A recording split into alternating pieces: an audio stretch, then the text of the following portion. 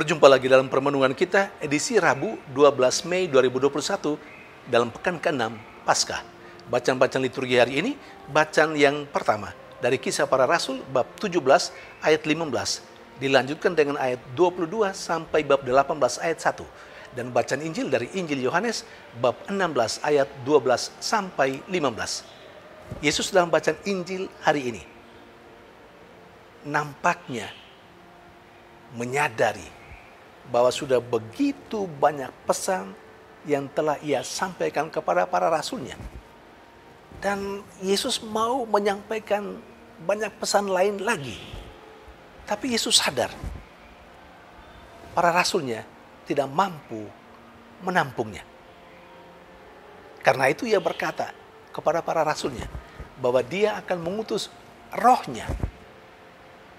Rohnya itulah yang menolong para rasulnya untuk pertama-tama mengingat apa yang telah dipesankan Yesus kepada mereka sekian banyak itu.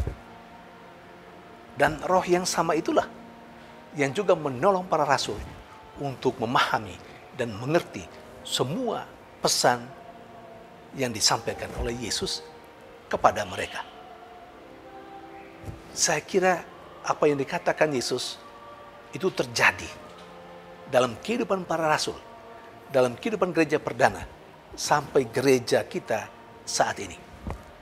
Semuanya karena tuntunan Roh Kudus. Dan dalam tuntunan Roh Kudus, gereja memahami dan mengerti semua ajaran Yesus. Saudari dan saudara yang terkasih,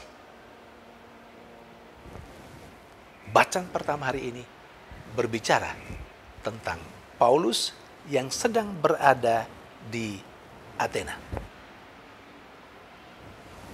Paulus melihat sebuah mezbah di Athena dengan tulisan kepada Allah yang tidak dikenal. Apa yang Paulus lihat? Tulisan kepada Allah yang tidak dikenal. Itu menjadi titik start Paulus mulai mewartakan Allah. Karena itu ia berkata kepada orang-orang Athena, kepada Allah yang kamu sembah tanpa mengenalnya, Allah itulah yang kuberitakan kepada kamu. Saudari dan saudara yang terkasih, kalau bukan karena tuntunan roh, saya yakin Paulus tidak mungkin berkata seperti itu kepada orang-orang Athena. Tapi bahwa sampai Paulus melihatnya sebagai peluang baginya untuk mulai mewartakan Allah, mewartakan kegembiraan dan keselamatan, sukacita.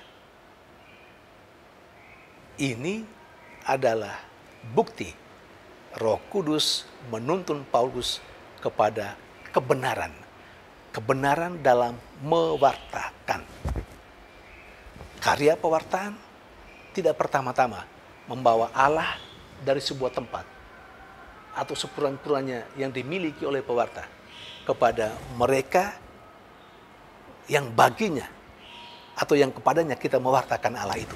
Jadi seakan-akan tempat di mana kita mewartakan Allah, seakan-akan sebelumnya Allah tidak ada di situ. Lalu kemudian dalam karya pewartaan kita mengangkat Allah dari sana atau Allah yang kita miliki, lalu tunjukkan, ini loh Allah. Dalam konteks bacaan liturgi hari ini, terutama dalam konteks bacaan pertama hari ini, mewartakan Allah berarti menuntun sesama untuk menemui dan mengalami Allah dalam kehidupannya. Saudari dan saudara yang terkasih, seringkali dalam karya pewartaan banyak orang beranggapan bahwa tempat di mana dia diutus belum ada Allah. Karena itu ia mengambil Allah dari tempat lain atau ia mewartakan Allah yang dia punya lalu dilemparkan, disampaikan kepada orang lain. Tidak. Allah itu kan ada di mana-mana. Allah itu kan ada di setiap tempat. Dan Allah itu ada pada bangsa-bangsa manapun, pada kelompok manapun. Nah, kalau kita diberi tugas dan kepercayaan oleh Allah untuk mewartakan Allah sendiri, untuk mewartakan Dia, berarti kita diminta untuk menunjukkan kepada orang-orang lain Allah yang ada dalam kehidupannya. Kita tuntun orang-orang yang ada di tempat lain untuk menemukan Allah yang sudah ada di dalam kehidupan mereka yang mungkin tidak mereka kenal.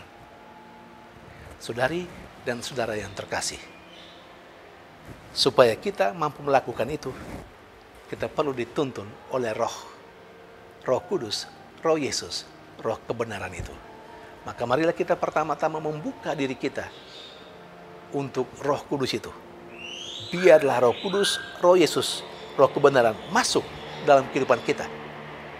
Lalu pada saatnya ketika kita mewartakan, Roh Kuduslah yang berbicara melalui mulut kita. Sehingga apa yang kita katakan cuma kebenaran semata. Apa yang kita katakan cuma sukacita. Dan apa yang kita katakan hanya Allah saja. Tuhan memberkati.